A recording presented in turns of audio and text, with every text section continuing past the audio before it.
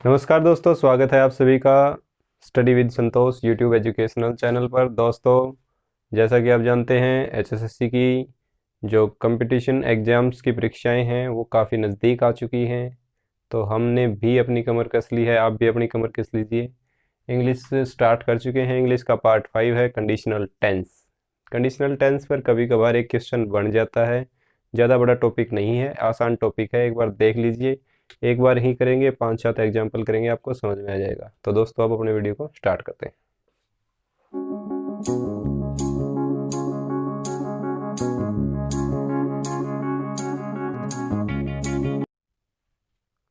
Conditional tense, जैसा कि इसके नाम से पता चल रहा है दोस्तों, कंडीशनल टेंस कंडीशन जहां पे आती है वहां पे यूज किए जाते हैं। देखते हैं कंडीशनल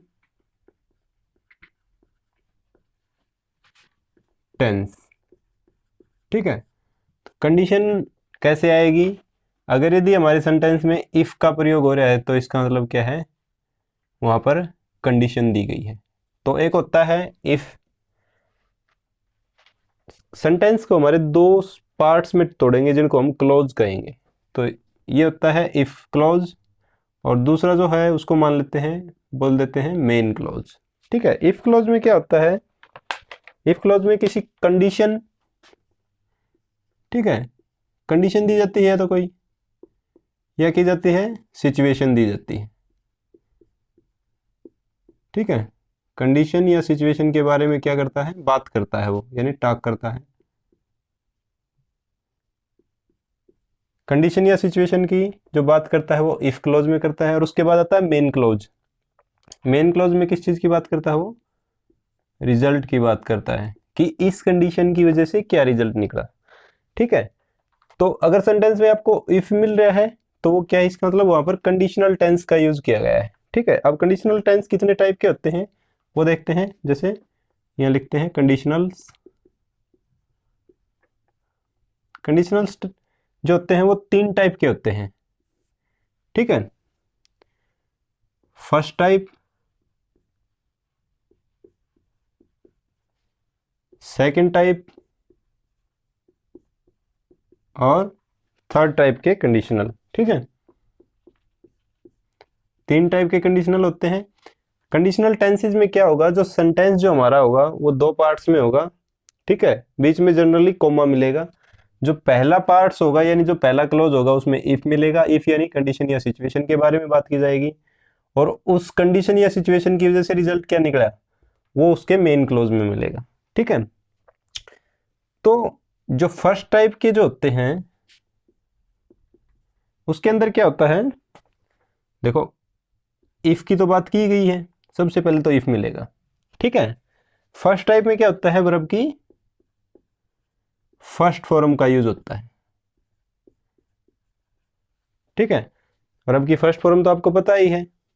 वर्ब की फर्स्ट फॉर्म का यूज अगर इफ इफ सेंटेंस के साथ यदि वर्ब की फर्स्ट फॉर्म का यूज किया जाए, यानी कंडीशनल टेंस के इफ वाले क्लोज में फर्स्ट फॉर्म का यूज किया जाए, तो जो मेन क्लोज होता है उसमें क्या आता है, विल का प्रयोग होता है हमेशा। क्या होता है? विल का प्रयोग होता है। ठीक है, आगे पूरा समझ में आ जाएगा। दूसरी टाइप में क्या होता है, अगर इफ क्लोज वाले सेंटेंस में वर्ब की सेकंड फॉर्म का प्रयोग किया जाए, तो जो मेन क्लोज होता है जहां पर हमारा रिजल्ट होता है वहां पर क्या यूज किया जाता है, वुड का यूज किया जाता है। मतलब फर्स्ट टाइप में क्या होता है, इफ क्लोज में वर्ब की फर्स्ट फॉर्म आएगी और विल का प्रयोग किया जाएगा। सेकंड टाइप में क्या होता है, इफ क्लोज में वर्ब की सेकंड फॉर्म आएगी और वुड का प्रयोग किया जाएगा। तो इसी प्रकार से थर्ड फॉर्म में क्या होगा, इफ सेंटेंस वाले में वाक्य में क्या होगा, वर्ब की कौन सी फॉर्म आएगी। अब इसमें थोड़ा सा चेंज है, इसमें फर्स्ट था, इसमें सेकंड था, इसमें थर्ड है, लेकिन थर्ड है, लेकिन साथ में क्या है, हेड का यूज किया जाएगा। ठीक है, हेड यानी जो वर्ब होगी हमारी, हेड प्लस का वर्ब की थर्ड फॉर्म यूज की जाएगी। ठीक है, और हेड प्लस का वर्ब की थर्ड फॉर्म कहाँ यूज की जाती है, अगर आपने टेंस वाला जो हमारा पहला लेक्चर था वो देख के है, तो होता हमारा प्रेजेंट पास्ट परफेक्ट पे, क्योंकि हैड किसके लिए यूज किया जाता है, पास्ट के लिए, और वर्ब की थर्ड फॉर्म परफेक्ट के लिए। पास्ट और परफेक्ट टेंस है वो होता हमारा हेड प्लस का वर्ब की थर्ड फॉर्म। यानी तीसरा टाइप क्या कहता है, यदि इफ के साथ हेड प्लस का वर्ब की थर्ड फॉर्म या पास्ट परफेक्ट दिया हो तो मेन क्लास में क्या दिया मिलेगा, मेन क्लास में मिलेगा वुड हैव, ठीक है, वुड हैव मिलेगा। ठीक है, अगर इफ क्लॉज में फर्स्ट फॉर्म दी गई है तो मेन क्लॉज में विल मिलेगा, इफ क्लॉज में सेकंड फॉर्म दी गई है वर्ब की तो मेन क्लॉज में वुड मिलेगा, और इफ क्लॉज में हेड प्लस का वर्ब की थर्ड फॉर्म दी गई है तो मेन क्लॉज में वुड हैव मिलेगा। और हमें पता है हैज हैव हैड के बाद कौन सी वर्ब की कौन सी फॉर्म आती है, वर्ब की थर्ड फॉर्म आती है, तो ये तो मिलेगी ही मिलेगी इसके साथ। ठीक है, अब इसमें क्या करता है वो चेंजमेंट कर देता है, जैसे यहाँ वुड कर दिया, यहाँ विल कर दिया, यहाँ पर या वुड हैव कर दिया, इससे क्या बन जाता है, एरर बन जाता है। ठीक है, इसके लिए एक दो रूल और भी हैं, नोट डाल के आप लिख लेना अलग से वो कैसे एरर देता है। तो पहली बात जो है नोट डाल लेना आप, ठीक है, पहली बात ये है अगर इफ क्लॉज में, इफ क्लॉज की बात करें तो इफ क्लॉज में विल और वुड की बात करें तो इन दोनों का ही प्रयोग नहीं होता है। कहने का मतलब क्या है, चाहे ये इफ क्लोज हो चाहे ये, इन तीनों ही इफ क्लोज में विल या वुड का प्रयोग नहीं होगा। विल या वुड का प्रयोग कहां होगा, मेन क्लोज में होगा। अगर इफ के साथ विल या वुड दे रखा है तो इसका मतलब वो क्या है, गलत है, एक एरर है। और एग्जाम में ऐसे ही एरर कैंडिडेट्स के सामने पुट किए जाते हैं, मतलब एग्जाम में ऐसे ही मिलेगा, इफ वाले सेंटेंस में क्या मिलेगा, विल मिलेगा या वुड मिलेगा, तो वो क्या हो जाएगा, एक एरर हो जाएगा। दूसरा क्या है, इफ के साथ वॉज और इफ के साथ वर, तो इसमें यह है कि इफ के साथ वॉज का प्रयोग नहीं होगा कभी भी, इफ के साथ हमेशा किसका प्रयोग होगा, वर का प्रयोग होगा। ठीक है, इफ के साथ किसका प्रयोग होगा, हमेशा इफ के साथ हमेशा वर का प्रयोग होगा, इफ के साथ कभी भी वॉज का प्रयोग नहीं होगा। मतलब जैसे ये सेंटेंस है जिसकी जो कंडीशनल क्लॉज है उसके अंदर इफ वर आ सकता है, वाज नहीं आ सकता, विल नहीं आ सकता, वुड नहीं आ सकता। ठीक है, इसी प्रकार से इनमें होगा, ये आपको याद रखना है। ये दोनों ही एग्जाम पे आते हैं।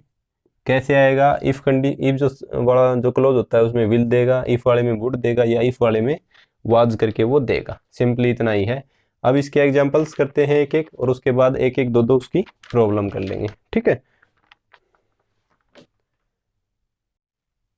तो अब दोस्तों एक एक एग्जाम्पल ले लेते हैं ताकि ये जो फॉर्म है आपको क्लियर हो जाए। कंडीशनल टेंस में क्या है, जो हमारा सेंटेंस होता है वो दो पार्ट्स में होता है। जो पहला पार्ट्स होता है वो होता है इफ क्लोज, और दूसरा पार्ट जो होता है वो होता है मेन क्लोज। तो इफ क्लोज में यदि वर्ब की फर्स्ट फॉर्म है तो विल का यूज करेंगे, इफ क्लोज में यदि वर्ब की सेकंड फॉर्म है तो मेन क्लोज में वुड का प्रयोग करेंगे, और इफ क्लोज में हेड प्लस का वर्ब की थर्ड फॉर्म है यानी पास्ट परफेक्ट दिया गया है इफ क्लोज के साथ, तो मेन क्लोज में वुड हैव प्लस का वर्ब की थर्ड फॉर्म का यूज करेंगे। ये आपको एक एक एग्जाम्पल आपको दिया है समझाने के लिए कैसे आएगा। जैसे if we walk fast we shall catch the train. देखो अब जो हमारे सेंटेंस है दो पार्ट्स में दिया गया है, ये तो है इफ क्लोज और ये है हमारा मेन क्लोज। ठीक है, अब इफ क्लोज में क्या है, कौन सा दिया गया है, अब हमने वर्ब देखनी है, यहाँ पे वर्ब है वॉक। तो हमें पता चला, देखो ये फर्स्ट टाइप का एग्जांपल मैं आपको दे रहा हूँ। तो फर्स्ट टाइप में क्या था, वर्ब की फर्स्ट फॉर्म का यूज किया जाएगा इफ क्लोज में। तो ये वर्ब की कौन सी है, वर्ब की फर्स्ट फॉर्म है वॉक। ठीक है, वॉक वॉक वॉक्ड। तो हमारा रूल क्या कहता है, यदि इफ क्लोज में वर्ब की फर्स्ट फॉर्म यूज की गई है तो मेन क्लोज में क्या यूज करेंगे, हम विल का यूज करेंगे। हम हमने यहाँ के देखा कि we shall catch the train, तो यहाँ पर शैल का यूज किया गया है। तो अब देखते हैं क्या शैल का यूज सही है। तो हमें पता है कि इंग्लिश ग्रामर में आई और वी के साथ हमेशा शैल का प्रयोग किया जाता है, बाकी सभी के साथ क्या है, विल का प्रयोग किया जाता है। तो हम यहाँ पर विल की जगह पर सेल का प्रयोग कर सकते हैं, ये कोई गलत नहीं है। तो समझाना इतना ही था कि अगर इफ क्लॉज में वर्ब की फर्स्ट फॉर्म दी गई है तो मेन क्लॉज में विल का प्रयोग किया जाएगा, और यदि आई और वी हैं तो सेल का प्रयोग भी कर सकते हैं। उसके बाद टाइप सेकंड क्या कहता है, यदि इफ क्लॉज में वर्ब की सेकंड फॉर्म दी गई है तो मेन क्लॉज में वुड का प्रयोग होगा। जैसे ये एग्जांपल है, if I won the lottery, यदि मैं लॉटरी जीतता हूँ, I would buy a house, मैं एक घर खरीदूंगा। ठीक है, तो हमने देखा कि इफ वाले में ये वर्ब दी गई है, वर्ब की कौन सी फॉर्म दी गई है, वर्ब की सेकंड फॉर्म दी गई है। सेकंड टाइप का ही एग्जांपल है, वर्ब की सेकंड फॉर्म दी गई है, यदि इफ के साथ वर्ब की सेकंड फॉर्म दी जाए तो मेन क्लॉज में वुड का प्रयोग होगा। तो I would buy a house, इसका मतलब ये वुड हमेशा हमारा यहाँ पर क्या है, सही है। ठीक है, तो ये टाइप सेकंड का एग्जांपल। अब टाइप थर्ड की तरफ चलते हैं। If I had no one she was coming comma I would have come to. ठीक है, अब देखो टाइप थर्ड क्या कहता है कि यदि इफ के साथ हैड प्लस का वर्ब की थर्ड फॉर्म यूज की जाए, यानी पास्ट परफेक्ट का यूज किया जाए, तो जो हमारा मेन क्लोज होता है उसमें वुड हैव, और हैव के साथ हमेशा क्या होती है, वर्ब की थर्ड फॉर्म आती है। तो इफ देखे हमने, इफ के साथ क्या था, हेड का यूज किया गया है, और हेड के बाद वर्ब की थर्ड फॉर्म का यूज किया गया है।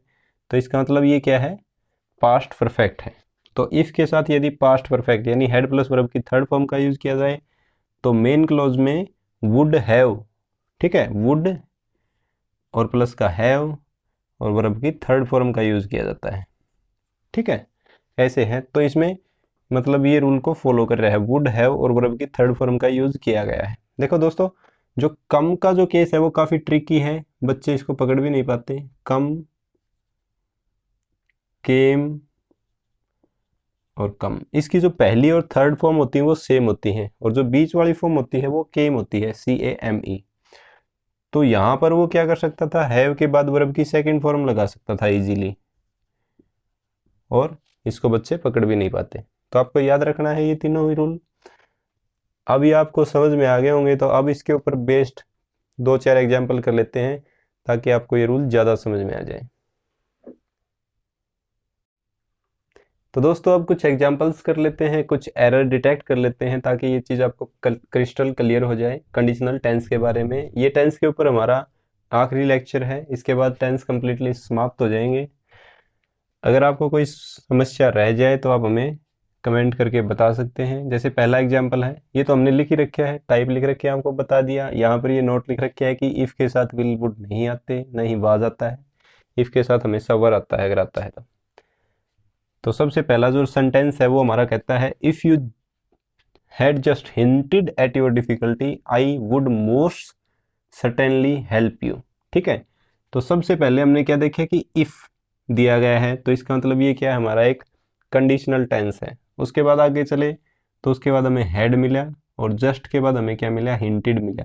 तो इसका मतलब ये क्या है, हैड प्लस का वर्ब की थर्ड फॉर्म है, क्योंकि हैड के बाद वर्ब की थर्ड फॉर्म ही आती है, hint, hinted, hinted, regular verb.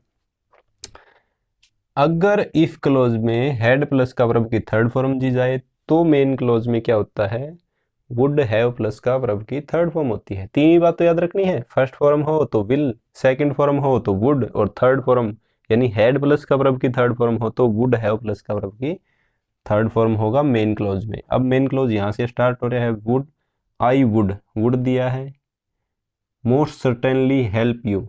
अब इसका मतलब वो हैव को खा गया है, यहाँ पे हैव आना चाहिए था। आई would have most certainly help you, लेकिन हमें पता है कि हैव के बाद कौन सी आती है, वर्ब की थर्ड फॉर्म आती है। तो हेल्प की जगह क्या हो जाएगा, हेल्प क्या है, प्रॉपर वर्ब है, रेगुलर वर्ब है, हेल्प्ड। ठीक है, तो if you had just hinted at your difficulty I would have most certainly helped you, ऐसे होगा सही सेंटेंस। अब वो यहाँ पर हेल्प लिख सकता था या फिर यहाँ पर हैव लिख सकता था, वो एरर कहीं भी दे सकता है, लेकिन इसमें दो एरर दिए गए हैं। इसके बाद नेक्स्ट एग्जांपल है, if I was the king comma I would change the face of my country. ठीक है, सबसे पहले इफ देखें तो इसका मतलब हमें पता चला कि ये क्या है, कंडीशनल टेंस है। उसके बाद आगे आए वर्ब को देखने के लिए वर्ब यूज की गई थी वॉज। लेकिन हमें पता है कि इफ वाले सेंटेंस में, इफ वाले क्लॉज में न तो विल, न वुड और न वॉज का प्रयोग किया जा सकता है, सिर्फ वर का प्रयोग किया जा सकता है। तो इसका मतलब ये वॉज क्या है, गलत है। वॉज की जगह पर क्या प्रयोग होगा, वर।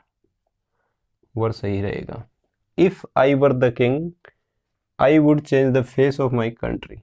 अब देखो ये वर्ब की सेकंड फॉर्म में दिया गया है, तो यहाँ पर क्या होना चाहिए, वुड होना चाहिए, क्योंकि हमें रूल क्या कहता है, इफ के साथ यदि वर्ब की सेकंड फॉर्म दी गई है तो मेन क्लॉज में आई के साथ, या जो मेन क्लॉज में क्या होगा, वुड का प्रयोग किया जाएगा। इसका मतलब ये यहाँ पर सही है, तो हमारा एरर वहीं पर था।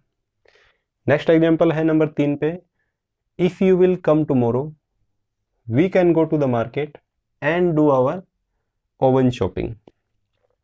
फिर से वही है, इफ देखे हमने तो इसका पता चला कि कंडीशनल टेंस है ये। इफ के बाद आगे चले वर्ब को ढूंढने के लिए सबसे पहले मिली हमें विल, बात वहीं पर फिर अटक गई। इफ वाले सेंटेंस में विल, वुड या वोज का प्रयोग नहीं कर सकते, केवल वर्ब का कर सकते हैं, तो इसका मतलब ये विल यहाँ पर गलत है। तो सही सेंटेंस क्या होगा, इफ यू कम टुमारो। ठीक है, अगर तुम कल आओगे। अब देखो कम क्या है, वर्ब की फर्स्ट फॉर्म है, क्योंकि हैज, हैव, हैड तो दिए नहीं है इसके साथ। कम, केम, कम। तो मेन जो सेंटेंस होता है हमारा, उसमें क्या आएगा, विल का प्रयोग होगा। वी कैन की जगह पर क्या हो जाएगा, विल हो जाएगा। If you come tomorrow we will go to the market and do our own shopping, ऐसे सही रहेगा। ठीक है, इसके बाद नेक्स्ट एग्जांपल है, I would appreciate comma if readers would write to me about how they meditate. सबसे पहले हमने क्या देखा, आई वुड अप्रिशिएट दिया है, उसके बाद इफ से यहां स्टार्ट किया गया है। जो पिछले एग्जांपल्स में जो था उसमें क्या था, इफ शुरू में दिया गया था, लेकिन जो इफ क्लॉज होता है वो जरूरी नहीं है कि शुरू में ही आए, हो सकता है वो बाद में भी आ जाए, रूल वही रहेंगे। इफ क्लॉज में वर्ब देखेंगे, सबसे पहले हमने क्या किया, इफ क्लॉज देखा, यहाँ पर से इफ क्लॉज हमारा स्टार्ट हो रहा है, तो इसका मतलब ये क्या रह गया, मेन क्लॉज रह गया। तो इफ के बाद वर्ब देखी, इफ के साथ जो वर्ब थी वो राइट थी, लेकिन उससे पहले क्या किया गया है, वुड का प्रयोग किया गया है। फिर से हमारे मेन रूल क्या कहते हैं, इफ के साथ विल, वुड या वॉज का प्रयोग नहीं कर सकते, सिर्फ वर्ब का प्रयोग कर सकते हैं, तो इसका मतलब ये वुड क्या है, यहाँ पर एरर है। तो if readers write to me about how they meditate, अब राइट क्या है, वर्ब की कौन सी फॉर्म है, फर्स्ट फॉर्म है, तो इसका मतलब जो हमारा मेन क्लॉज होगा उसमें क्या होगा, वर्ब की फर्स्ट फॉर्म होती है तो क्या होगा, विल का प्रयोग होगा। तो आई विल अप्रिशिएट, तो वुड भी गलत हो गया ये भी। ठीक है, तो सही सेंटेंस क्या रहेगा, I will appreciate if readers write to me about how they meditate. तो दोस्तों उम्मीद करते हैं ये लेक्चर आपको काफ़ी पसंद आया होगा, और 15 से 20 मिनट के लेक्चर में आपको सारी बातें क्रिस्टल क्लियर हो गई होंगी। अगर इफ या कंडीशनल टेंस से संबंधित कोई भी क्वेश्चन आपके पेपर में आ जाता है तो आप उसको इजीली सॉल्व करेंगे, ऐसी हमें उम्मीद है। और एक उम्मीद और भी है कि दोस्तों आप इस वीडियो को ज़्यादा से ज़्यादा शेयर करेंगे, लाइक करेंगे, अपने दोस्तों के अंदर इसको शेयर करेंगे। साथ ही यदि हमारे चैनल को आपने स्टडी विद संतोष को सब्सक्राइब नहीं किया है तो उसको सब्सक्राइब कर लीजिए। जय हिंद दोस्तों, आपका दिन शुभ हो।